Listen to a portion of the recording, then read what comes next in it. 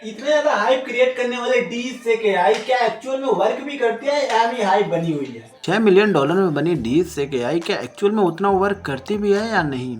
आज के इस वीडियो में देखने वाले हैं कि पाई नेटवर्क के बारे में उसको कितना नॉलेज है, और हम लोग जो हमारे दिमाग में चलता रहता है पाई को लेकर, वो सब सवाल मैं आपके सामने पूछने वाला हूँ और देखते हैं क्या उसका जवाब होता है।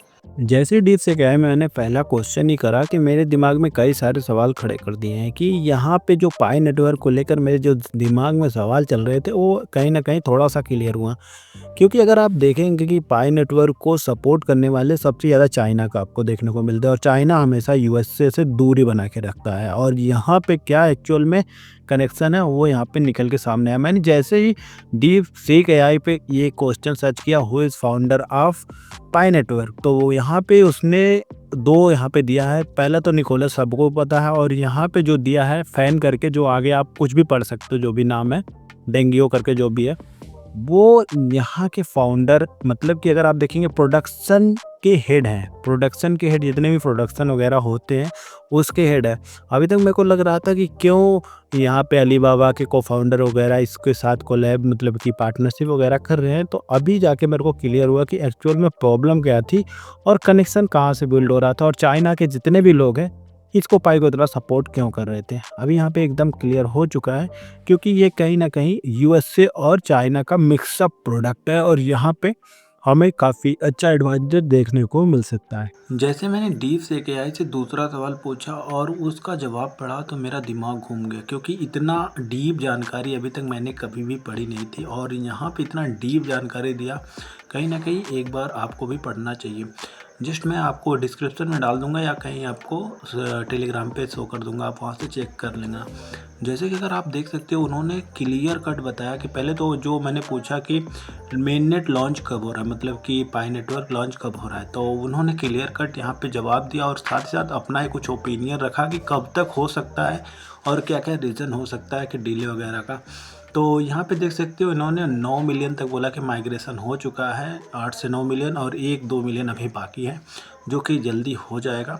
और साथ ही साथ अगर आप देखेंगे, ये बोल रहे हैं कि एक्चुअल में अगर आप यहाँ पे देख सकते हो, जो डिले का कारण है वो केवाईसी है, जो कि एक्चुअल में डिले का कारण केवाईसी है।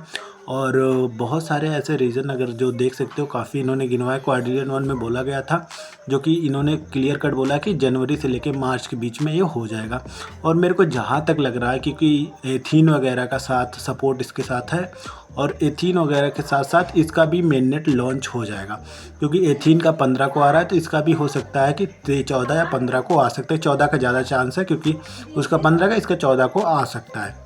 तो ये काफ़ी डीप जानकारी, आप इसको पढ़ना चाहो तो पढ़ सकते हो। तीसरा सवाल काफ़ी ज़्यादा इंपॉर्टेंट था, जो पाई नेटवर्क की जिस भी वैल्यू के रिगार्डिंग था, और यहाँ पे वो मैंने सवाल पूछा कि पाई नेटवर्क और जिस भी वैल्यू वर्थ इट, तो यहाँ पे उन्होंने जवाब दिया कि, मतलब ये आर्टिकल के थ्रू उन्होंने जवाब दिया कि क्या हो सकता है। कि मैंने पूछा कि एक्चुअल में जिस भी वैल्यू का ये प्राइस लागू होने लायक है, तो ये सवाल का उन्होंने जवाब दिया। तो जैसे कि यहाँ पे देख सकते हो, कई आर्टिकल का हवाला देते हुए उन्होंने बताया कि कहीं ना कहीं जिस भी वैल्यू का जो कंप्लीट करने का प्रोसेस है वो थोड़ा सा कम देखने को मिला, लेकिन उन्होंने कई जगह ऐसे सपोर्ट करने के लिए भी बताया कि यहाँ पे इतने लोग यहाँ पे सपोर्टिंग कर रहे हैं।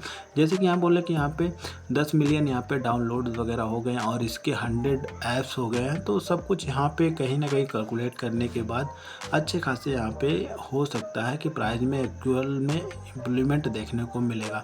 और इसके इतने ज़्यादा डिस्ट्रीब्यूशन हो गए हैं ओवरऑल वर्ल्ड में, तो हो सकता है इसका जिसे भी वैल्यू उतना हो सकता है कि वो कहीं ना कहीं इसको लागू कर पाए।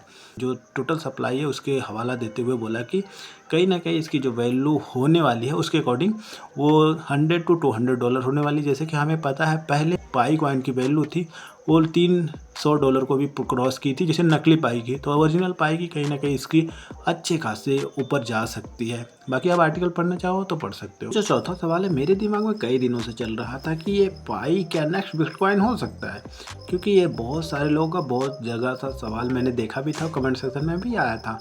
तो कहीं ना कहीं मेरे दिन में सवाल था कि मैं कहीं न कभी ज़रूर कहीं ना कहीं सर्च करूँगा, और सर्च भी मैंने कई बार करा था। तो यहाँ पे मैंने डीप से एआई में जैसे ही सर्च किया, यहाँ पे इन्होंने कुछ यहाँ पे आर्टिकल का हवाला देते हुए बताया कि ये हो सकता है। और कहीं न कहीं जो भी दिखाया वो फ़ेवर टू बिटकॉइन, क्योंकि बिटकॉइन को फ़ेवर में लेना, क्योंकि फादर ऑफ क्रिप्टो है बिटकॉइन, अभी उसको कोई नेगलेक्ट नहीं कर सकता अभी। लेकिन अगर उसके कोई भी कॉम्पिटिटर बनेगा तो ये नेक्स्ट यही हो सकता है पाई। तो पाई कहीं न कहीं अभी उनका जो कहना का मतलब था कि एक्चुअल में इनमें उतने इन्वेस्टर वगैरह नहीं मतलब कि सपोर्ट कर रहे हैं, जो कि अभी आपको पता है कि उतने सपोर्ट नहीं करेंगे, क्योंकि सबको अपने पैसे जाने का डर रहता है। क्योंकि जब अगर इसमें दिखेगा उनको अप्रोच, तो एक बार अगर वेल्स एंट्री मारे तो इसका नेक्स्ट टू मूव काफ़ी बड़ा हो सकता है। ख़राब कॉइन भी अच्छा पोटेंशियल दे देता है और अच्छा कॉइन भी ख़राब हो जाता है अगर इन्वेस्टर चाहे तो। जैसे कि अगर आपको ट्रम्प ने कॉइन देखे होंगे कि जो कि मीम कॉइन है, उसकी वो इतनी वर्थ नहीं होती, लेकिन वहाँ पे लोगों ने उस पे सपोर्ट दिखाया, इन्वेस्ट किया, पैसे लगाए, तो वो बढ़ गया। अगर इस पे भी पैसे लगते हैं तो कहीं ना कहीं इसका भी प्राइस बढ़ सकता है।